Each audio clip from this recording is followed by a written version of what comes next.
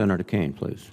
Thank you, Mr. Chair, and thank you to the witnesses. General Milley, I also want to compliment you on your stellar career, and I also offer the congratulations of your college classmate, my wife Ann, who I mentioned I would see you today, and she wanted me to extend her congratulations as well. On the 15th of the month, during our Personnel Subcommittee hearing, Senator Kelly and I asked Secretaries Cisneros and Martinez-Lopez about implementation of the Brandon Act. I appreciate both of you in your opening statements talked about the need to get a hold of military suicide issues and resources that are being devoted to this. We asked the secretaries about Brandon Act implementation and also about a report on Brandon Act implementation that we were supposed to receive that is overdue.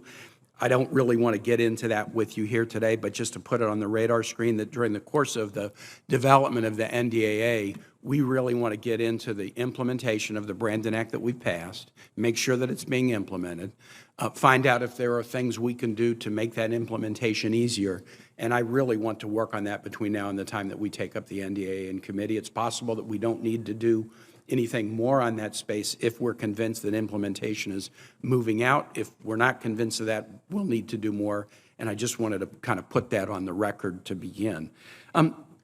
Secretary, I also want to ask you about your recent trip to Iraq. I think it was either 2 or 3 weeks ago that you were there, and the reports suggest you had productive meetings both with political leadership, Prime Minister al-Sudani, but also with military leadership. Could you describe that visit for the committee?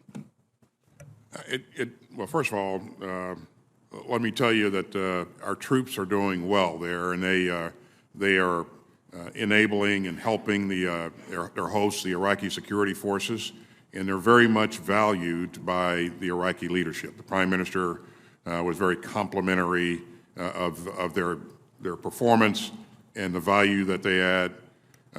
Good meeting with the Prime Minister and his leadership. I think it's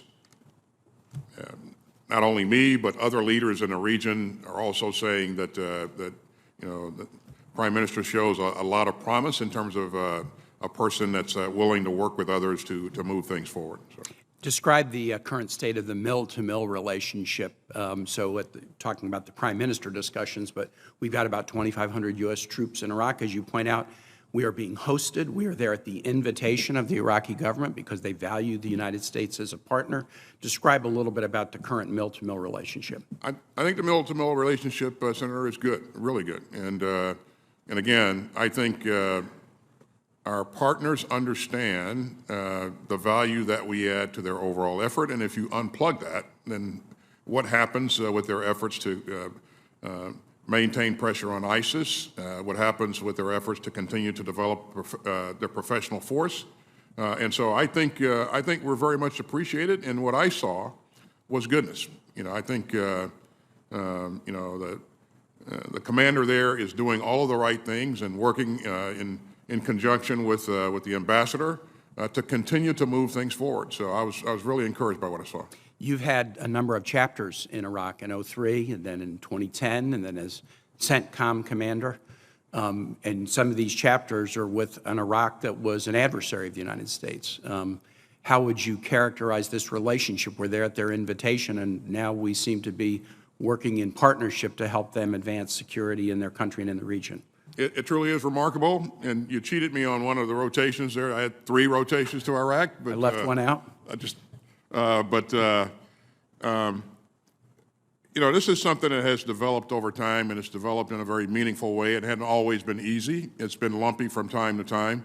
But I think we're in a pretty good place now, and this is something that we're going to have to work on each and every day. And we know, Senator, that not every person in Iraq believes that, that Americans ought to be there, but the government is very much appreciative of what we bring and what we're doing to train and enable their forces. So, I think we're in a pretty good place.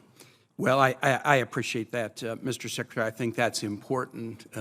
One of the capacities the U.S. has shown throughout our history is to use a biblical phrase, to beat a sword into a plowshare, to take a nation that was an enemy, and over time, and as you point out, bumpy, not always smooth, but over time, turn the relationship into one of partnership, not one of being an adversary. And that's an important aspect of the U.S.-Iraq relationship, and it also sends a message to others that's something that the United States can do and we can be proud of. I appreciate your testimony. I yield back.